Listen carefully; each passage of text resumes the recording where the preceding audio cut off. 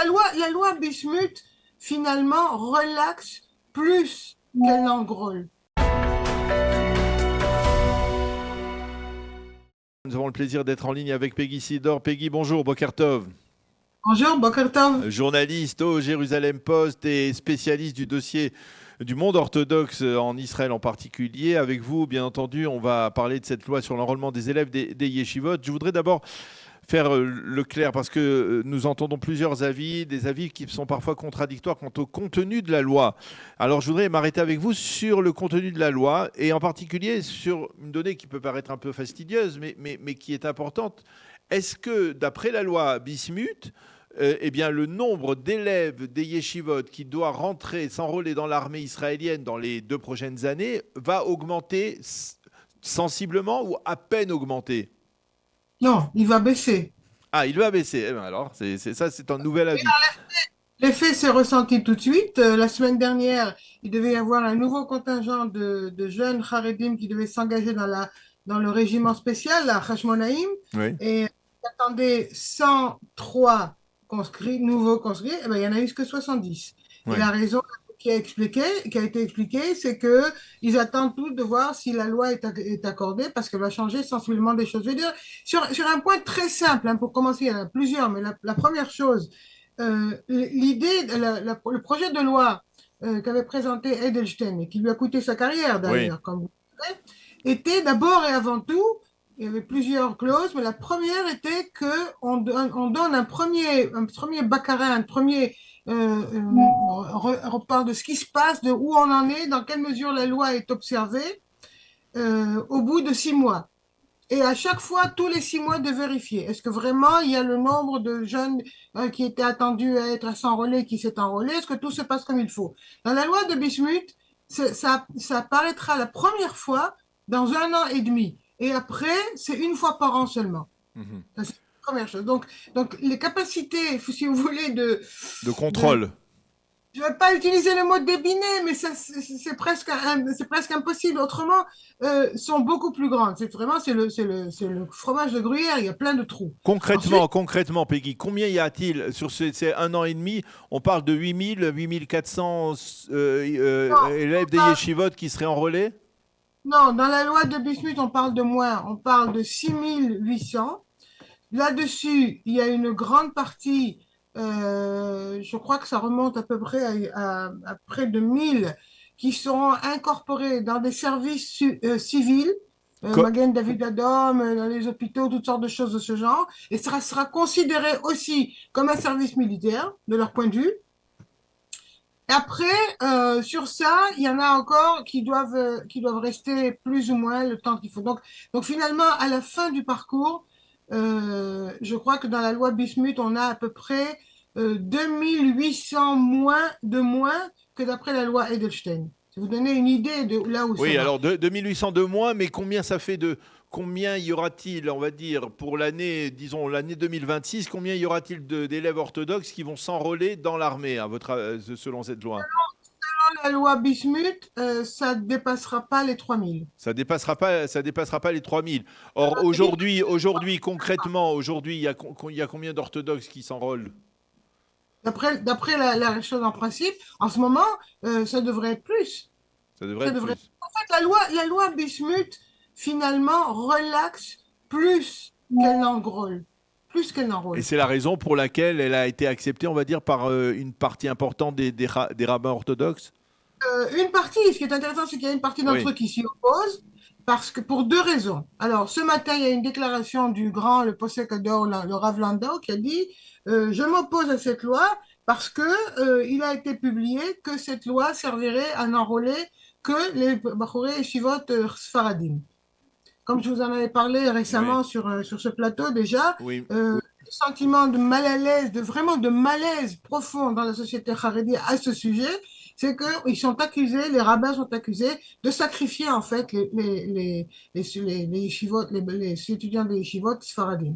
Alors, C'est-à-dire ça, c'est important parce que je ne suis pas certain que nos auditeurs le comprennent. C'est-à-dire que lorsque l'on va déterminer qui sont les élèves des yeshivot qui vont être enrôlés, Eh bien, on va dire, il y a, je ne sais pas par qui, si c'est un conseil, si c'est un comité qui va décider que ce sont essentiellement des orthodoxes, des orthodoxes séfarades plutôt que des Oui, orthodoxes ashkénazes. Pourquoi?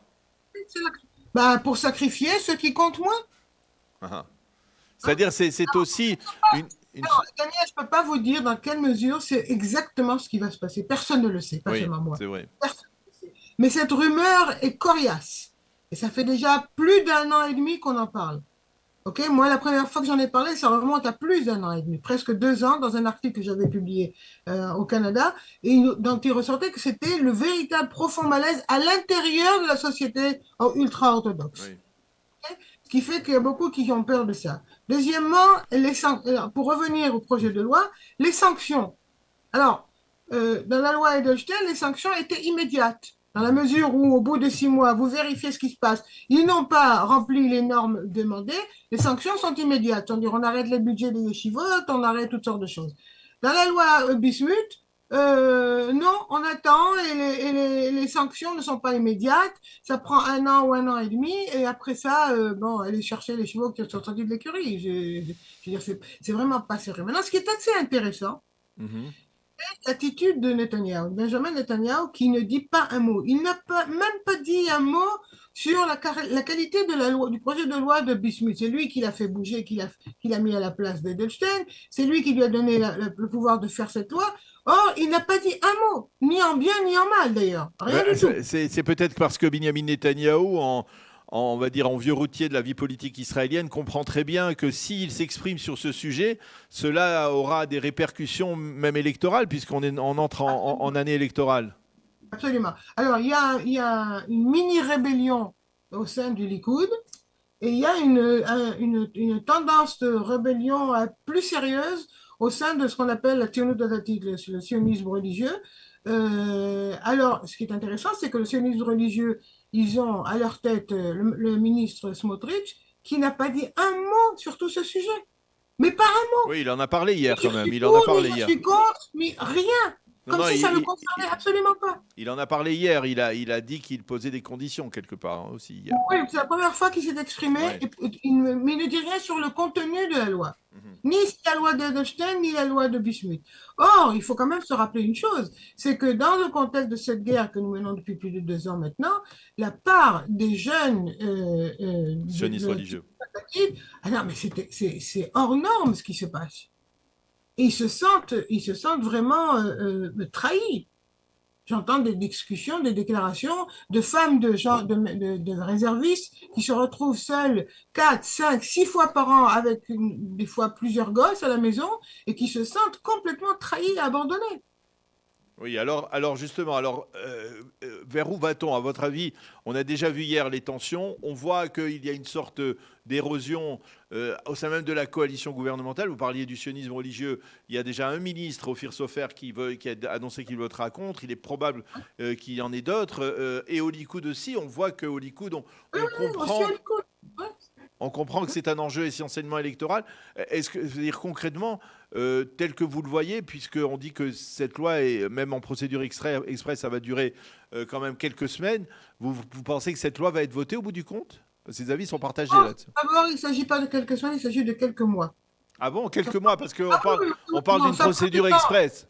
Non, non, non, l'UE Express, ça, c'est des déclarations de politique qui veulent faire passer des messages. Non, non, non, ça va prendre plus que quelques semaines. Ça va prendre plus que quelques semaines. Nous sommes effectivement en période électorale, donc chaque mot compte, chaque décision compte. Netanyahu se tient prudemment à l'écart. Euh, Beaucoup d'observateurs pensent, et je le pense aussi, que finalement la loi ne passera pas, et même si elle passe, elle ne passera pas à la Haute Cour de justice de toute manière. Donc, la loi ne sera pas appliquée, elle ne passera pas, elle ne sera pas appliquée à la fin du parcours. Et Netanyahu pourra venir avec des mains blanches devant ses partenaires ultra-orthodoxes et dire j'ai tout fait et ça n'a pas marché. Mhm. J'ai tout fait. Donc, vous me devez, je ne vous ai pas trahi, je ne vous ai pas laissé tomber et nous continuons ensemble et on verra ce qu'on pourra faire après le prochain gouvernement, après les élections. C'est probablement plus ou moins ce qu'il va leur dire.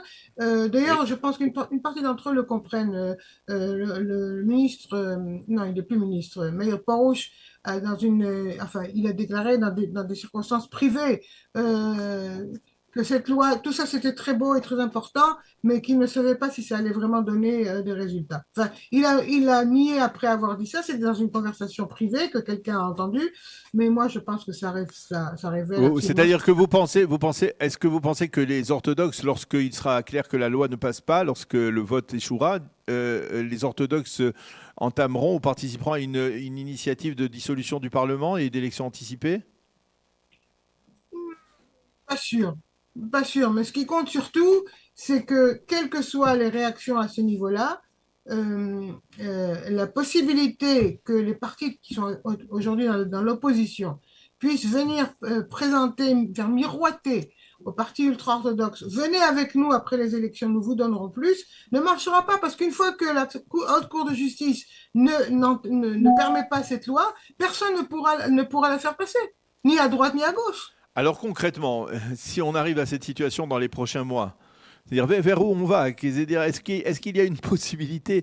Comment vous voyez-vous au sein du monde orthodoxe, 2 ans après le début de la guerre, comment vous palpez le pouls de la société orthodoxe, de la communauté orthodoxe? Est-ce que vous sentez qu'il y a un changement et qu'au contraire, cette loi, elle freine les changements qui pouvaient intervenir, on va dire, en faveur d'un enrôlement plus massif des élèves des yeshivot?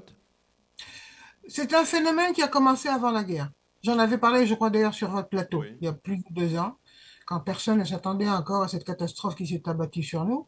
Ce mouvement vient du fond, de la base, des jeunes orthodoxes qui réalisent qu'ils ne peuvent plus continuer comme ça. Vous savez, c'est pas n'importe qui peut étudier 9, 10, 11 heures par jour Talmud. C'est pas tout le monde qui peut faire ça.